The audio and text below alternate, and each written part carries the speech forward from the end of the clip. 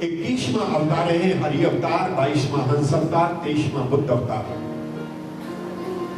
और 24वां अवतार कल्कि अवतार आगे होने वाला है। जब कलयुग अपनी चरम सीमा पर होगा तो भगवान नारायण कल्कि अवतार लेकर के दुष्टों का संहार करने के लिए, धर्म की स्थापना करने के लिए आएंगे, लेकिन अपनी लीलाओं से भक्तों को आनंदित करने के लिए नहीं आएंगे।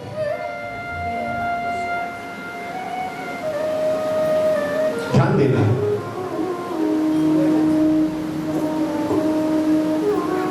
इसलिए कृष्ण भक्ति श्रेष्ठ है। कृष्ण भक्ति क्यों श्रेष्ठ है कि भगवान कली का अवतार तो होगा लेकिन ब्रज की लीलाएं नहीं होंगी। बात को समझे कि नहीं समझे? कम समझे। भगवान के अनेक अवतार हैं, लेकिन कृष्ण अवतार जो है वो श्रेष्ठ इसलिए है कि भगवान की जो बाल लीलाएं हैं उनको श्रवण करने वाले भक्तों को भगवान अपनी लीलाओं में इतना लीन कर देते हैं जैसे एक छोटा बच्चा होता है और घर में वो चारों तरफ कुछ भी करता है तो हमारे मन को आकर्षित करता है। ऐसे ही कृष्ण की लीलाएं हमारे मन को आकर्षित करती हैं और मन जहां आकर्षित हो जाता है भगवान की तरफ, उसी समय हमारी मुक्ति हो जाती है। क्योंकि मन की तरंग मार ले बस हो गया भजन और आदत बुरी सुधार ले बस हो गया भजन। मन जहां भगवान में लग जाए उसी समय मुक्ति है।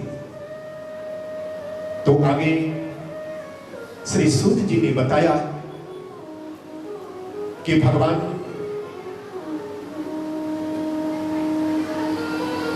कृष्ण की लीलाओं का विस्तार से श्रीमद् भागवत में वर्णन है और श्रीमद् भागवत को लिखने का उद्देश्य व्यास जी का यही है कि आगे कलयुग आने वाला है,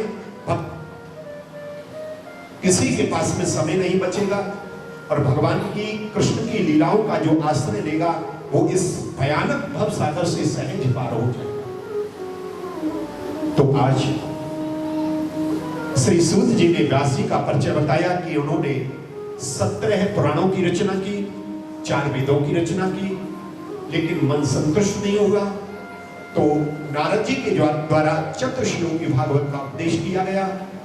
तो आज 4 श्लोकों वाली भागवत को व्यास जी महाराज ने 18,000 श्लोकों में विस्तार से लिख दिया और सबसे पहले उपदेश सुखदेव जी महाराज को श्री व्यास जी ने अपने पुत्र को दिया और उन्हीं सुखदेव जी महाराज ने सबसे पहले श्रीमद् भागवत की कथा राजा परीक्षित को शुरू कराई। जब परीक्षित का नाम आया तो नैमिषारण्य में बैठे हुए शौनकादिक 88,000 ऋषियों ने सूत जी से आग्रह किया कि परीक्षित का परिचय क्या है, परीक्षित कौन है, हमें परीक्षित का परिचय बताओ।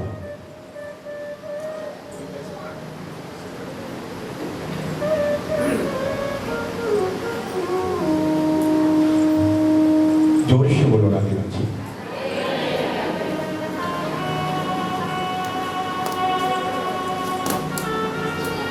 प्यारे, जैसे ही परीक्षित का नाम आया, कथा कहते कहते श्री सूत जी महाराज के नेत्रों से आंसू आ रहे हैं। शौनकादिक 88,000 ऋषि देख रहे हैं कि परीक्षित का नाम आया तो आज सूत जी महाराज के नेत्र सजल हो रहे हैं। सूत जी महाराज ने निवेदन किया कि हे ऋषियों,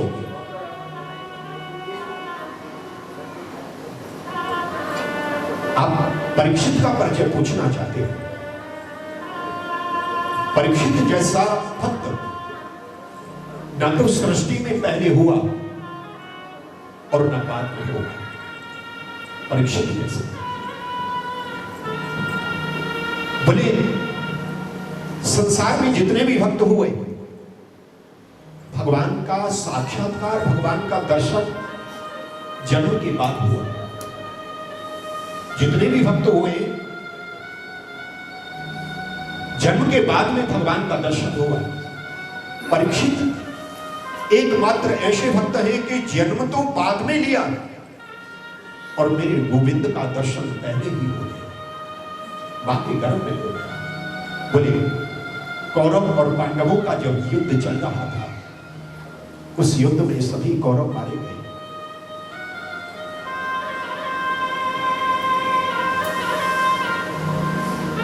केवल एक बचा है, बोले कौन? दुर्योधन। सूर्य जी महाराज कहते हैं उस कुरुक्षेत्र के भयानक मैदान में अकेला पड़ा है। ध्यान रखिए कि जब कोई भी व्यक्ति इस दुनिया से जाता है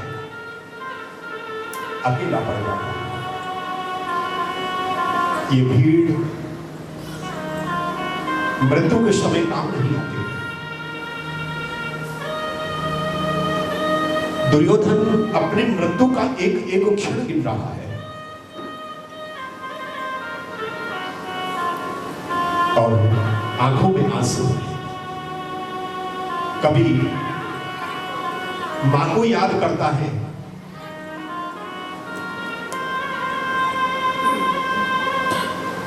कभी पिता को याद करता है, कभी पुत्रों को याद करता है, कभी पत्नी को याद करता है।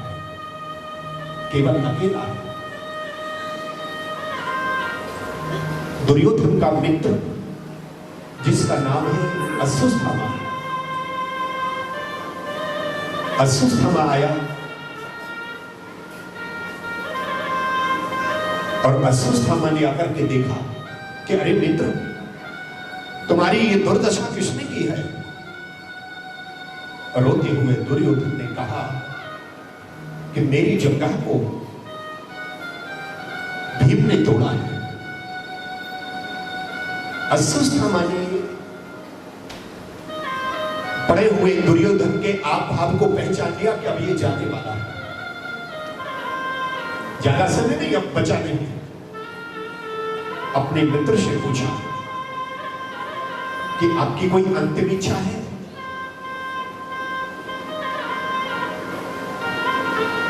ध्यान देना, जो दुष्ट होता है उसकी अंतिम इच्छा भी दुष्टता की होती है। पूछा कि आपकी अंतिम इच्छा क्या है? बोले मेरी एक ही अंतिम इच्छा है कि मैं पांचों पांडवों को मरने से पहले अपने सामने मृत अवस्था में देखना चाहता हूं, मरे हुए देखना चाहता हूं।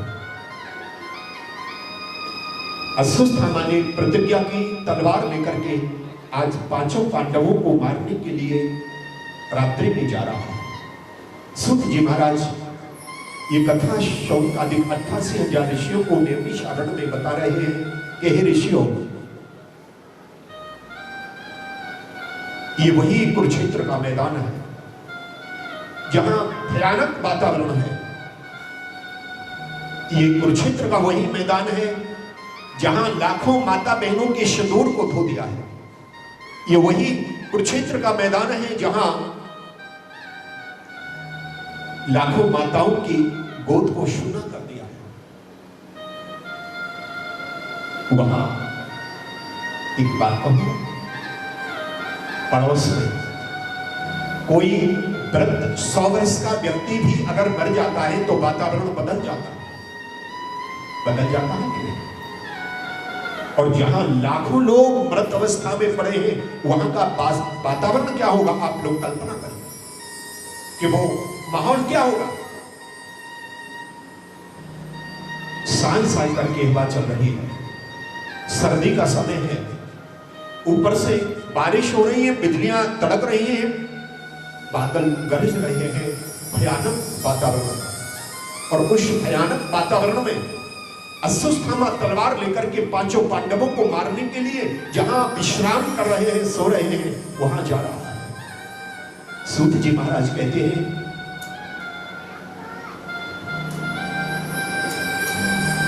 कि बाल नवा को कर सके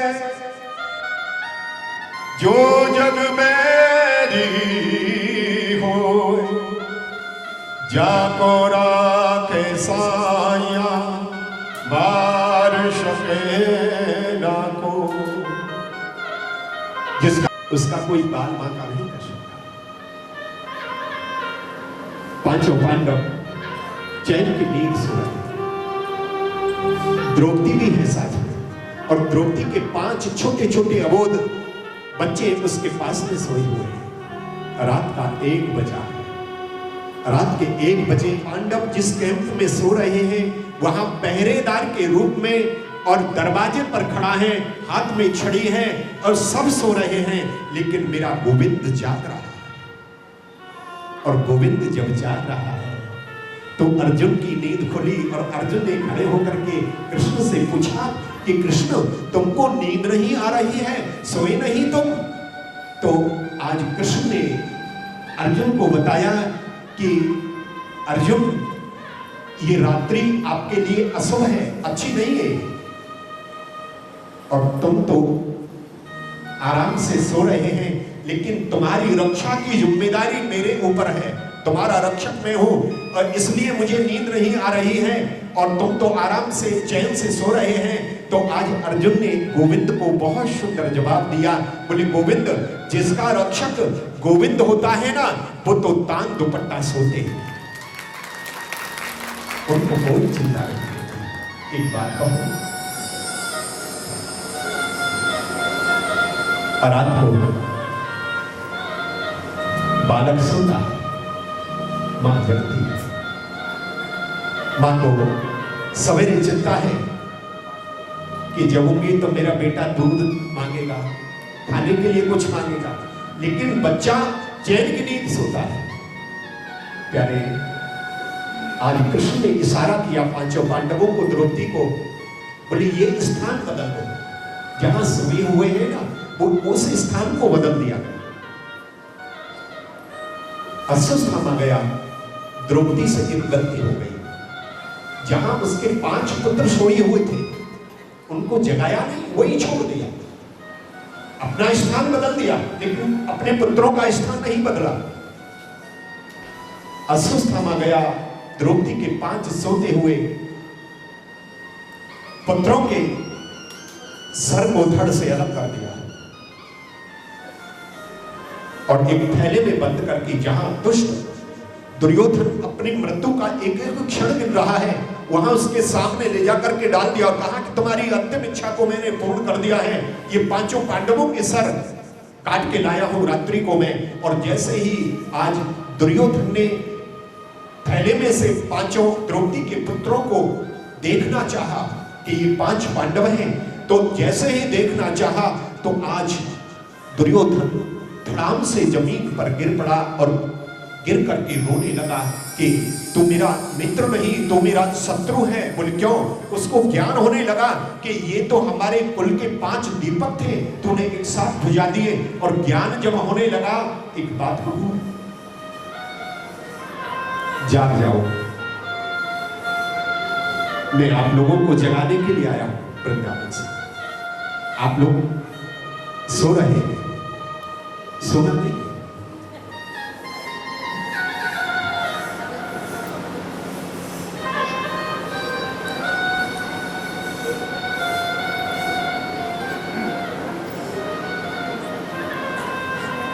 प्यारे, मृत्यु के समय ध्यान होने लगा, तूने पूछा, उनकी तरफ देखा और अपने पंच भौतिक शरीर को त्याग दिया। आज पंछी चला गया इस दुनिया से, पिंजरा रह गया। मैं गीत गाया करता हूं,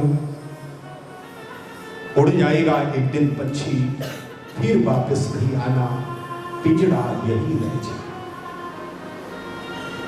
एक बात कहूं, दुर्योधन का जन्म कौन सी तिथि में, कौन सी तारीख में हुआ, कोई नहीं जानता, कोई नहीं जानता। लेकिन दुर्योधन ने अपने जीवन में क्या किया, ये सब जानते हैं। हमको क्या करना है, हमको कैसे जाना है, ये जीवन की यात्रा एक दिन पूर्ण होगी। कैसे जाना है? बोले ऐसे जाना है जब हम इस दुनिया से जाएं तो लोग हमारे लिए रोते रह जाएं और हम हंसते हंसते अपने प्राणों को त्यागें और लोग हमारे लिए रोते रह जाएं कि बहुत अच्छे थे। प्यारे, सवेरा हुआ। सूत जी महाराज कहते हैं,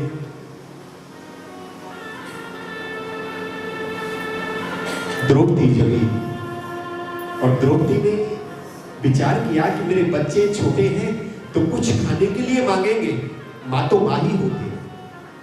और जैसे ही द्रौपदी अपने कैंप से जहां बच्चे मृत अवस्था में पड़े हैं वहां आई, उनको मालूम नहीं कि मेरे बच्चे मार दिए हैं। एक बात कहूं, हम आप सबको प्रतिदिन हमारे शुभ और अशुभ कार्यों का संकेत पहले ही मिल जाता है। और एक जैसे कल क्या होने वाला है, ये हमको शुभ होने वाला है या अशुभ होने वाला है, पहले हमको संकेत मिल जाता है। हम उसका फलादेश, हम उसका आकलन नहीं करते। कहीं श्रीमद् भागवत रूपी इस आनंद की चर्चा होती है, तो जरूर होगा आवाज।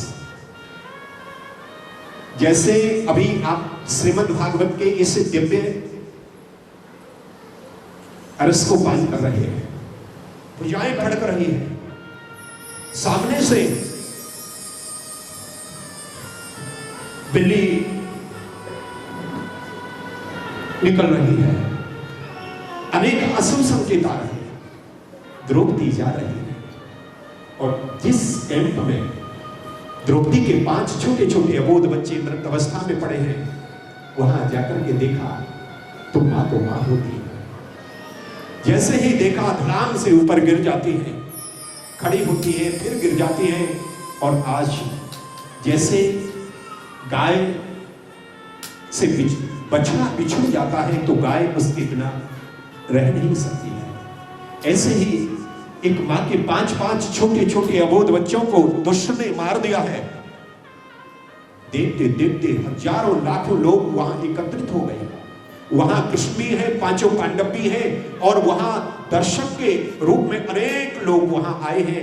द्रौपदी अपने आंसुओं को रोकना चाहती है, लेकिन आंसू रुकते नहीं, क्योंकि मां तो मां है। सूत जी महाराज कहते हैं, आज अर्जुन भी समझा रहे हैं और कृष्ण भी समझा रहे हैं। अर्जुन ने कहा कि आपके पुत्रों को मारने वाले तुम पिता हैं, मैं मां हूं। मां की ममता तो केवल मां समझती है कि मां क्या होती है। प्यारे, आज कृष्ण ने जाकर के समझाया। जिस कृष्ण ने कुरुक्षेत्र में अर्जुन को गीता का दिव्य ज्ञान दिया, वही ज्ञान आज मां द्रौपदी को कृष्ण दे रहे हैं। कि क्यों रो रही है? आप ममता के कारण रो रही है, मोह के कारण रो रही है। तो आज रोती हुई द्रौपदी ने बहुत सुंदर जवाब दिया जो सुनने लायक है। द्रौपदी ने कहा, हे कृष्ण, आप मुझे जो उपदेश कर रहे हैं, ये उपदेश मैं समझ जाती हूं। मेरे रोने का कारण आप जो समझ रहे हैं वो कारण नहीं है, क्योंकि जननी जने तो भक्त जन कह दाता कह सूर, और याते तो बांझई भली वृथा गमायो। मैं कोई सामान्य मां नहीं हूं और ममता और मोह के कारण नहीं रो रही हूं। यहां मैं रो रही हूं इसलिए कि कृष्ण जैसे मां कुंती ने 5 पुत्रों को जन्म दिया और जन्म देकर के उनके हाथों में अस्त्र शस्त्र थाम दिए कि जहां भी कोई अधर्मी धर्म पर उंगली उठाए उसकी उंगली को काट देना। मैंने 5 पुत्रों को जन्म दिया है केवल धर्म की रक्षा करने के लिए। एक बात कहूं, केवल अपने धर्म की रक्षा के लिए मैंने उनको जन्म दिया है। आज जब मेरे पति, मेरे 5 पति जब इस दुनिया से चले जाएंगे और कोई धर्म को ललकारेगा, उंगली उठाएगा, तो कृष्ण धर्म की रक्षा कौन करेगा? आज जब कृष्ण ने इस जवाब को सुना तो कृष्ण के आंखों से भी आंसू आ रहे, कृष्ण भी रो पड़े और अपने दुपट्टे से कृष्ण बार बार अपने आंसुओं को पहुंच रहे हैं कि बोले धन्य है जननी, जननी हो तो ऐसे हो। एक बात कहो, धन्य है आप, और आपसे भी ज्यादा धन्य है आपकी जननी। जननी कौन? जिसने आपको जन्म दिया, और जन्म दिया, इतना सुंदर संस्कार दिया आप लोगों को। और संस्कार अगर वो जननी आपको नहीं देती तो आप इस कथा पंडाल में नहीं होते, आप तो आराम से एसी में सोई हुई होते।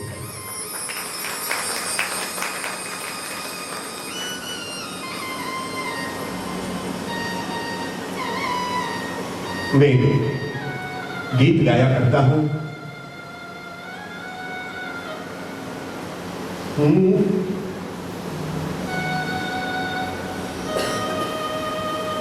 किस्मत वालों को दुनिया में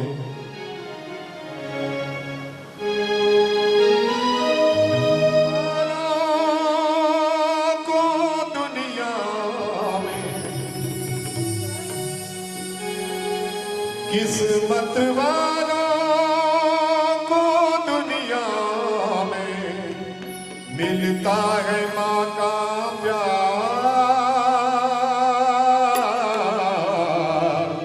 मिलता है माँ का प्यार।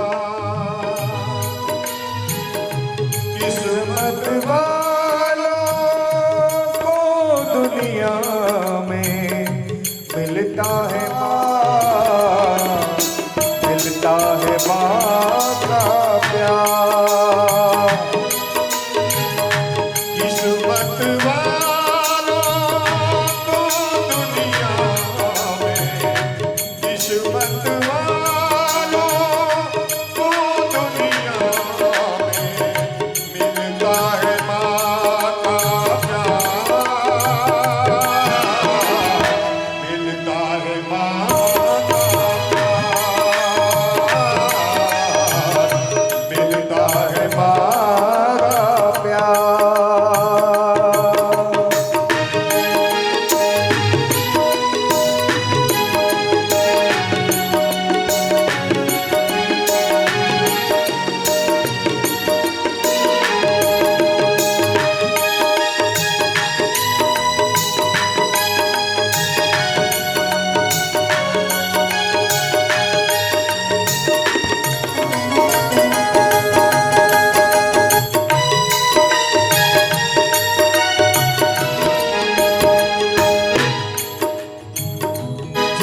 किस्मत होते न जिनकी माँ होती है, जो बदकिस्मत होते हैं न जिनकी माँ होती है।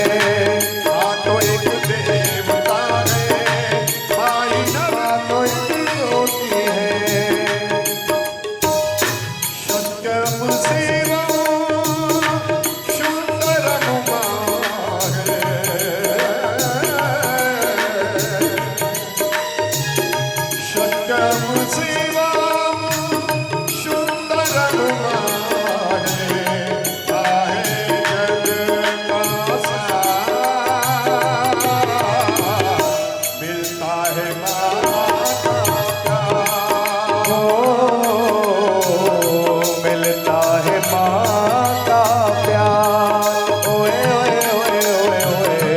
मिलता है माँ का प्यार।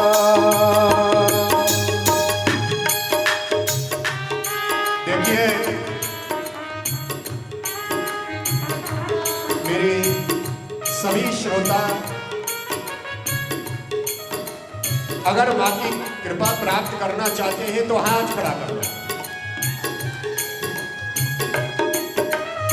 और मीठी मीठी माँ के नाम से ताली बजाते हुए, मीठी मीठी ताली बजाते हुए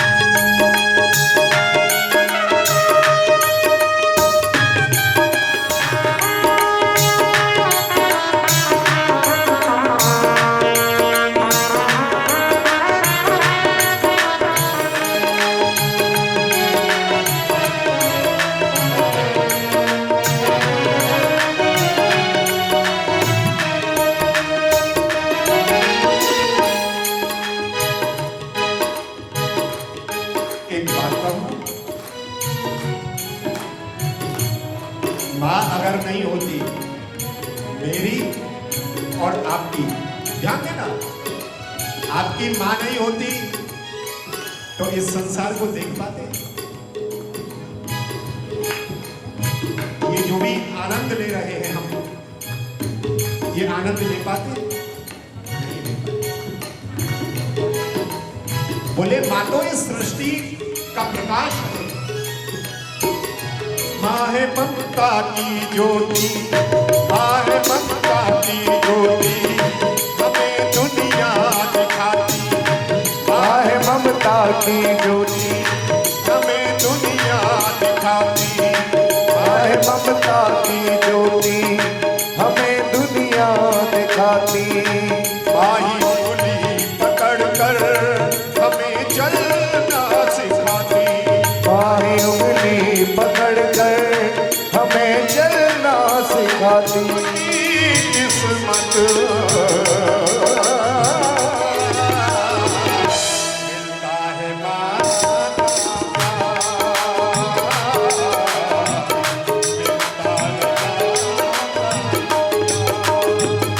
किस्मत वालों को दुनिया में मिलता है मां का प्यार,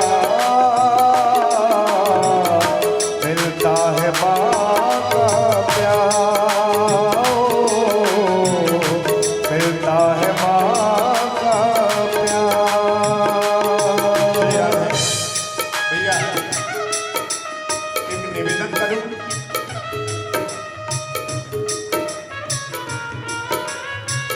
मैं हमारे वीडियो वाले भैया से निवेदन करूंगा कि जो मां यहां पंडाल में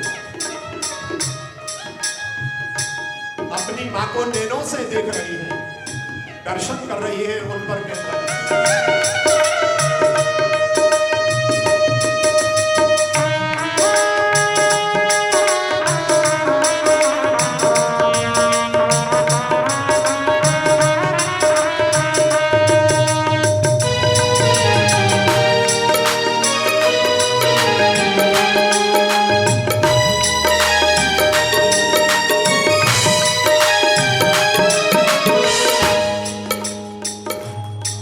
सृष्टि की दाता, दाता मां ने दुनिया बनाई, मां है सृष्टि की दाता, मां ने दुनिया बनाई, मां है सृष्टि की दाता, मां ने दुनिया बनाई, मां के आंचल में खेले राम और कृष्ण कन्हाई, मां के आंचल में खेले राम और कृष्ण कन्हाई, मां के आंचल में खेले राम और कृष्ण कन्हाई, मां है सृष्टि की दाता, मां ने दुनिया बनाई, मां के आंचल में खेले कृष्ण और,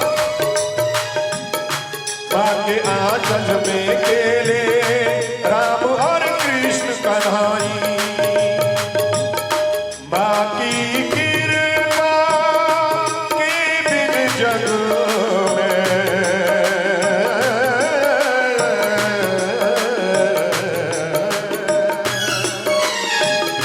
बाकी कृपा के बिन जग में मिलती न मधुर बहार, मिलता है मां का मिलता है मां का प्यार, मिलता है मां का प्यार, किस्मत वालों को दुनिया में, किस्मत वालों को दुनिया में मिलता है मां का प्यार, मिलता है मां का प्यार, मिलता है मां का प्यार,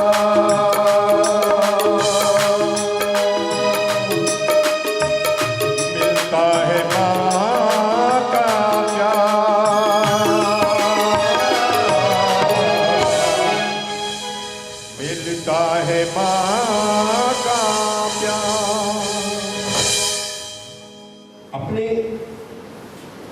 महत्वपूर्ण मंगलसूत्र को भी डॉक्टर से निवेदन करती हैं कि ये बिक जाए लेकिन मेरे बेटा को कुछ ना हो जाए। मां तो मां है। प्यारे, द्रौपदी बार बार रोती है, बार बार खड़ी हो जाती है, गिर पड़ती है। कृष्ण भी रो रहे हैं, पांचों पांडव रो रहे हैं, लाखों लोग उस दृश्य को देख करके रो रहे हैं। अर्जुन ने प्रतिज्ञा की कि आपके पुत्रों को मारने वाले को आकाश पाताल कहीं नहीं छोड़ूंगा। और कृष्ण को इशारा किया, रथ तैयार किया। एक पंजाबी में भजन गाया करता हूं कि प्यार नाल मैनू कोई बुलांदा नहीं और फिर कहेंगे मुरली वाला आता नहीं। बोले प्रेम से मुझे कोई बुलाता नहीं और फिर कहते मुरली वाला आता नहीं। बोले सुदामा ने बुलाया, मैं दौड़ा चला आया, दौड़ा चला आया, मैं भागा चला आया। कच्चे पक्के चावल कोई खिलांदा नहीं और फिर कहेंगे मुरली वाला आंदा नहीं। वो तो आने को आज भी तैयार है। आज अर्जुन के रच के घोड़ों की लगाम को अपने हाथ में पकड़ लिया। एक बात कहूं, मेरा गोविंद तो इतना सहज है, इतना सरल है कि अगर उससे कोई अपनी गाड़ी की ड्राइवरी कराना चाहे तो वो ड्राइवर बनने को भी आज तैयार है, लेकिन कोई अर्जुन नहीं मिलता है। पृष्ठभाग में अर्जुन बैठे हैं, कृष्ण रथ को हाँक रहे हैं। अश्वत्थामा 5 पुत्रों को मारने वाला आगे आगे जा रहा है। और जब अश्वत्थामा ने मुड़ करके देखा कि ये अर्जुन मुझे मार देगा तो ब्रह्मास्त्र चला दिया। ब्रह्मास्त्र जैसे अर्जुन को मारने के लिए आ रहा है तो अर्जुन ने कहा है गोविंद मेरी रक्षा करो। तो गोविंद ने कहा कि अपना ब्रह्मास्त्र चला दो। अर्जुन ने भी अपना ब्रह्मास्त्र चलाया। शुद्ध जी महाराज कहते हैं दोनों ब्रह्मास्त्र आपस में टकरा करके वहां से अदृश्य हो गए। और आज अर्जुन ने रथ से कूद करके अश्वत्थामा को पकड़ लिया, पृष्ठभाग में रस्सियों से कस के बांध दिया। और जहां लाखों लोगों के मध्य में द्रौपदी अपने पुत्रों के लिए रुदन कर रही है, वहां अश्वत्थामा को खड़ा कर दिया। और जैसे ही खड़ा किया तो आज अर्जुन ने कहा कि आपके पुत्रों को मारने वाला ये दुष्ट आपके सामने खड़ा है। आप चाहें तो इसके टुकड़े टुकड़े करके कुत्तों के सामने डाल दो, आप चाहें तो इसे पहाड़ से गिरा के मार दो, आप चाहें तो तलवार से टुकड़े टुकड़े करके इसको मार दो। आप बताइए कैसे दंड दिया जाए। लेकिन धन्य है इस पवित्र भारत की नारी, और अपना परिचय दिया। द्रौपदी ने भारत की नारी का परिचय दिया। एक बात कहूं, ये भारत है ना, ये नारी प्रधान देश है। यहां हमारी माताओं का योगदान पुरुषों से ज्यादा है। और आप इतिहास उठा करके देखिए, पुराण उठा करके देखिए, आप हमारी माताओं का योगदान पुरुषों से कई गुना आगे है। मां ने परिचय दिया, बोले क्या है? हाँ, माताओं का जो योगदान है वो बहुत ज्यादा है। जब कोई 3 देव ब्रह्मा विष्णु महेश, इस भारत की पवित्र नारी, जंगल में रहने वाली नारी की कोई परीक्षा करने के लिए आते हैं तो जंगल में रहने वाली मां अनसुईया ब्रह्मा विष्णु महेश तीनों की ऐसी परीक्षा लेते हैं। ध्यान देना प्यारे, परीक्षा लेने कौन आए? ब्रह्मा विष्णु महेश, अनुसुईया। अनुसुईया ने भारत की नारी का परिचय दिया। तीनों को छोटा छोटा बालक बना करके और पलने में डाल दिया। वर्षों तक उनको जाने नहीं दिया। जब वर्षों हो गए तो आज ब्रह्मा और विष्णु महेश तीनों मां अनुसुईया से क्षमा याचना मांगने लगे कि हमें मुक्त करो। तो मां अनुसुईया ने ब्रह्मा विष्णु महेश को बताया कि ये भारत है, यहाँ की नारी कोई सामान्य नहीं, अब दोबारा कभी परीक्षा मत लेना। एक बात कहूं, जब कोई विदेशी इस राष्ट्र पर, भारत माता पर आक्रमण करने के लिए आता है तो सामान्य एक झांसी के किले पर खड़ी होकर के लक्ष्मीबाई और अपनी तलवार लेकर के और उनको ललकार देती है कि हम भारत की नारी हैं, इसकी तरफ उंगली मत उठाना। एक बात कहूं, और जब कोई भक्ति की बात आती है तो राजस्थान के चित्तौड़ के किले पर मीराबाई अपने दोनों हाथ में मजीरे लेकर के और वृंदावन की तरफ और द्वारका की तरफ नाच नाच करके कहती है कि गोविंद मेरो है, गोपाल मेरो है। प्यारे, यहां नारियों का योगदान पुरुषों से ज्यादा है। द्रौपदी से पूछा कि इसको मृत्युदंड दूं, आप चाहे जैसा मृत्युदंड मिलेगा इसको। द्रौपदी ने अपने साड़ी के पल्लू से आंखों को पोंछ लिया, आंसुओं को पोंछ करके, और लाखों लोगों के मध्य में अर्जुन को बहुत सुंदर जवाब दिया। अर्जुन, मैं जो कहूंगी वही होगा? बोले हाँ। बोले मैं जो कहूंगी वही होगा? बोले हाँ।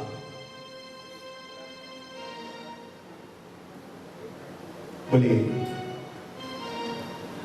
बता दूं? बोले बता दूं। आज भारत की नारी का परिचय दे रही है द्रौपदी। अश्वत्थामा के सर पे हाथ रखा और हाथ रख के कह दिया, अर्जुन मेरी इच्छा है कि इसको मृत्युदंड नहीं दिया जाए, इसको क्षमा कर दिया जाए। ताली जोर से नहीं बजी, क्योंकि ध्यान देना, ताली का मतलब क्या है कि बात हृदय तक लगनी चाहिए। जिसके 5 पुत्रों को मार दिया, और वही मां जब कोई मृत्युदंड की बात आती है तो कहती है इसको मृत्युदंड नहीं, इसको क्षमा कर दिया। इस बात को सुन करके हजारों लाखों लोग रोने लगे। 5 पांडव कृष्ण भी रोने लगे। बोले तुमने क्या कह दिया कि इसको क्षमा कर दिया जाए? ध्यान देना, तुलसीदास जी ने रामचरितमानस में बहुत सुंदर संकेत किया है।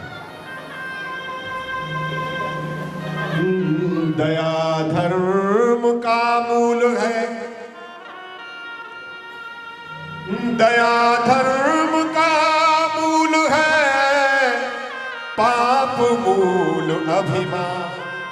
और तुलसी दया न छोड़िए जब तक घट में प्राण।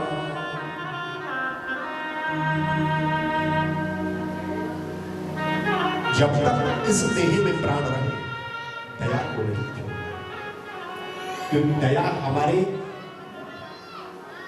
एक बात को, ये श्रृंगार है ना, इसको मेरा गोविंद नहीं देखता कि आपने साड़ी सूरत की पहनी है कि बनारस की पहनी है, आपने सूट विमल का पहना है कि आपने रेमंड का पहना है, ये भगवान नहीं देखते हैं। आपने सोना चांदी ये किस ब्रांड का पहन रखा है, भगवान ये नहीं देखते। बोले हमारे अंतःकरण के श्रृंगार को देखते हैं। बोले अंतःकरण का श्रृंगार क्या है? ये तो जमाने को दिखाने वाला श्रृंगार है, लेकिन मेरा गोविंद इस श्रृंगार से प्रसन्न खुश नहीं होता है। बोले हृदय का श्रृंगार देखता है। हृदय का श्रृंगार क्या है? बोले हृदय का श्रृंगार है दयाशीलता और समानता। दया नहीं होगी ना तो आप धर्म नहीं कर सकते, आप दान नहीं कर सकते, आप कोई सत्कर्म नहीं कर सकते अगर दया नहीं है। और दया है तो आप सत्कर्म से पीछे नहीं हो सकते। प्यारे, अर्जुन ने कृष्ण की तरफ इशारा किया और कृष्ण ने अर्जुन की तरफ इशारा किया। बोले इसके सर के बाल काट लो, दाढ़ी मूंछ काट लो, और मस्तिष्क में एक मणि है इसको निकाल करके भरी सभा में से धक्का दे दो। अश्वत्थामा को ऐसा ही किया, उसको भरी सभा में अपमान करके निकाल दिया, निष्कासित कर दिया। ध्यान देना, सागर में यदि स्रोत ना हो, वे भरे ना भरे तो भरे समझो। सागर को स्रोतों की जरूरत नहीं होती है, होती है? सागर को स्रोतों की जरूरत नहीं होती। सागर में यदि स्रोत ना हो, वे भरे ना भरे तो भरे समझो। और जिन वृक्षों पे फल फूल ना हो, वे झरे ना झरे तो झरे समझो। जिन वृक्षों पे फल फूल नहीं है, उनको तो पतझड़े ही समझो। और दुनिया से जिनकी बात गई, वो मरे ना मरे तो मरे समझो। अंत में एक बात और रही। बोले क्या? कि सागर में यदि स्रोत ना हो बे भरे ना भरे तो भरे समझो, जिन वृक्षों पे फल फूल ना हो बे झरे ना झरे तो झरे समझो, और दुनिया से जिनकी बात गई वो मरे ना मरे तो मरे समझो, और जिन्हें माता पिता की सेवा की वो तीर्थ करे ना तो करे समझो। उनको तीर्थ करने की जरूरत नहीं जो माता पिता की सेवा करते हैं। देखिए, जोर से बोलो राधे राधे, और जोर से बोलो राधे राधे।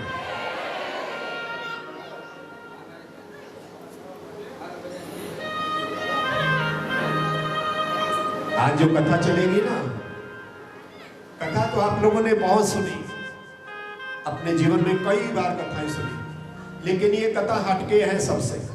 बोले क्या है कि बोले हम लोगों ने आपको यहाँ हमारे जो सद्भावना सेवा मंडल है ना, आप लोगों को आमंत्रित किया है। आप लोग सभी श्रोता बहन भाई यहाँ बैठे हैं। अब देखिए, सबसे बड़ी जिंदगी में समस्या क्या है, ध्यान देना। सबसे बड़ी समस्या है भोजन की, है कि नहीं? बोलो राधे राधे। और ये समस्या तो है ही नहीं, बोलो राधे राधे। तो कथा 7:30 बजे तक नहीं चलेगी, कथा तो 10 बजे तक चलेगी, बोलो राधे राधे। क्यों? कि खाने की तो कोई समस्या है ही नहीं है। और ध्यान रखिए कि पहले अमृत पियो, उसके बाद में जो है भोजन प्रसादी पाओ, बोलो राधे राधे। मुझे लगता है कि अगर कथा 10 बजे तक चली ना, तो कल तो यहाँ ज्यादा से ज्यादा 10-20 ही श्रोता रह जाएंगे, बोलो राधे राधे। लेकिन कोई बात नहीं, मैं समय पे ही पूर्ण करूंगा। ये तो आपकी परीक्षा ले रहा हूं कि आप लोग, मेरी कई बहनों ने हाथ खड़ा कर दिया, बोले महाराज जी कोई बात नहीं, और 10 बजे तक चले तो हमें क्या टेंशन, बोलो राधे राधे। लेकिन हरी इच्छा तक चलेगी कथा, कोई बात नहीं, आप लोग टेंशन में मत आइए। जोर से बोलो राधे राधे।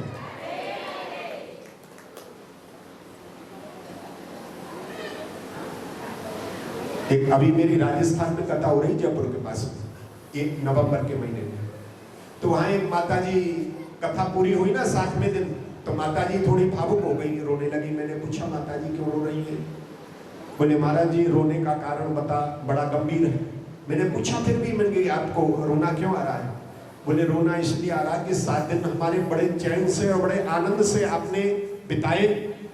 ये जो 7 दिन हमारे बहुत जीवन के महत्वपूर्ण 7 दिन निकले, लेकिन आप चले जाएंगे ना तो घर में बोलो राधे राधे, मेरी बहू है ना, और मेरे में 10 साल से झगड़ा चल रहा है, बोलो राधे राधे। अब वो जो कथा नहीं रहेगी तो वो झगड़ा कैसे मिटेगा? तो मैंने कहा कि इसका मतलब तुमने कथा सुनी नहीं।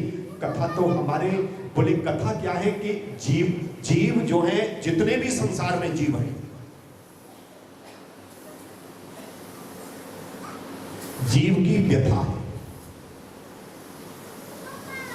सबको टेंशन है। लगा के राजा महाराजा से लेकर के और एक नितांत गरीब से सबको टेंशन है। दीन कहे धनवान सुखी, दीन कहे धनवान सुखी, धनवान कहे सुख राजा को भारी, और राजा कहे सुख महाराजा को सुख, और महाराजा कहे सुख इंद्र को भारी, और इंद्र कहे चतुरानन को सुख, और ब्रह्मा कहे सुख विष्णु को भारी, और तुलसीदास विचार करे और भजन बिना सब जीव दुखारी। भजन के बिना सब अधूरा है। तो प्यारे आइए, अश्वत्थामा को क्षमा कर दिया। अब अश्वत्थामा का धर्म बनता है, कर्तव्य बनता है कि मुझे मृत्युदंड नहीं दिया, मुझे छोड़ दिया। उसका भी धर्म बनता है दया करने का, दया नहीं कर रहा है, उसने अपना ब्रह्मास्त्र चला दिया। केवल अभी 7:30 बजने में 5 मिनट है, 5 मिनट आपको ये कथा बताऊंगा। 7:30 बजे आरती शुरू होगी। आप लोग, छोटा सा प्रसंग है लेकिन है बहुत मार्मिक। थोड़ी देर के लिए आप बिल्कुल शांत हो जाओ, एकाग्रता बनाए रखो।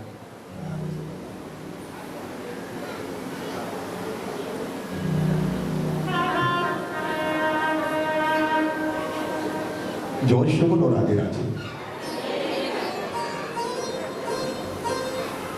आज ब्रह्मास्त्र चला दिया किसको मारने के लिए। ध्यान देना, बात बहुत सुनने लायक है। अश्वत्थामा ने विचार किया कि अब इस पांडव कुल में कौन बचा है, केवल एक बचा। बोले कौन? बोले एक अबिला है। अबिला कहते हैं जिसका पति नहीं, जिसका नाम है उत्तरा। किसकी पत्नी है? अभिमन्यु। पति कुरुक्षेत्र में मारा गया है। हमारे फिल्मकारों ने एक बहुत सुंदर गीत बनाया, लिखा बुरा है भला है जैसा भी है, मेरा पति मेरा देवता, मेरा पति मेरा देवता है, मेरा पति मेरा देवता है। बुरा है भला है जैसा भी है, मेरा पति मेरा देवता। आज उत्तरा अपने घर के आंगन में बैठी, जिसका पति नहीं हो। ये भागवत का महत्वपूर्ण उपदेश है। उस अबिला नारी को कभी परेशान नहीं करना चाहिए, उस पर अत्याचार नहीं करना चाहिए, उसको कुदृष्टि से नहीं देखना चाहिए जिसका पति नहीं है। क्यों?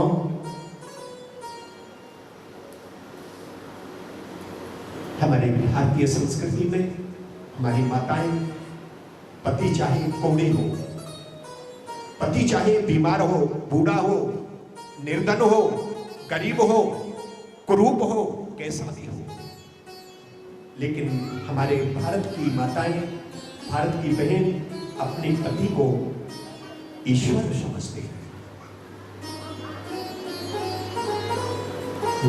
बुरा है भला है जैसा भी है, मेरा पति मेरा देवता है, मेरा पति मेरा देवता है।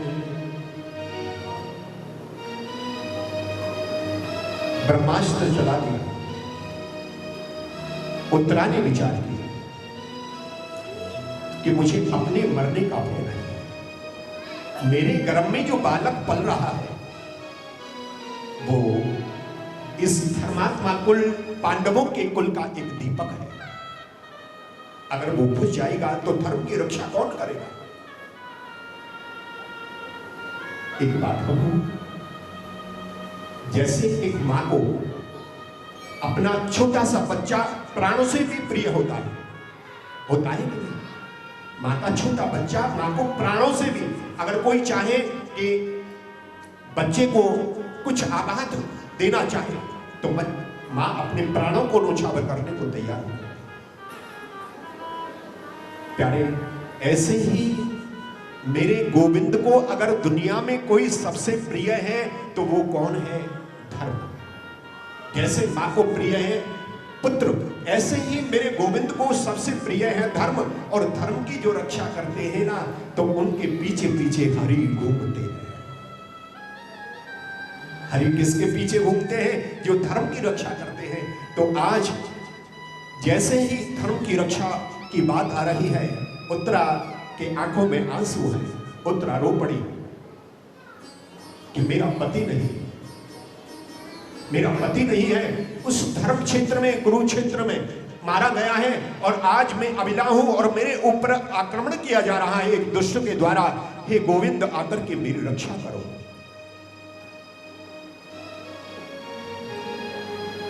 पाहे पाहे महायोगी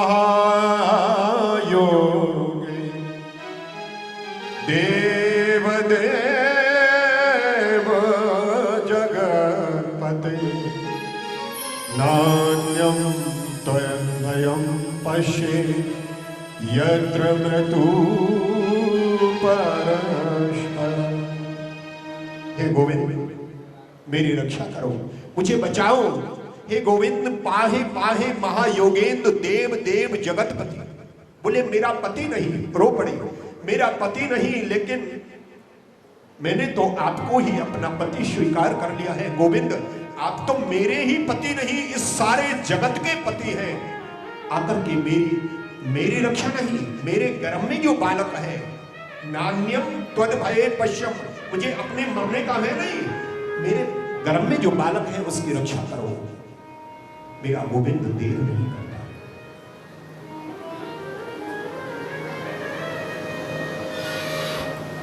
मैं दर्द भरे दिल से कब तक तुझे याद करूं,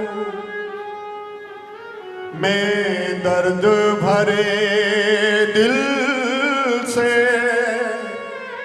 कब तक तुझे याद करूं, मेरे श्याम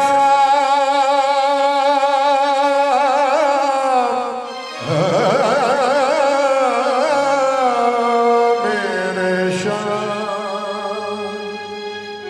मैं दर्द भरे दिल से कब तक तुझे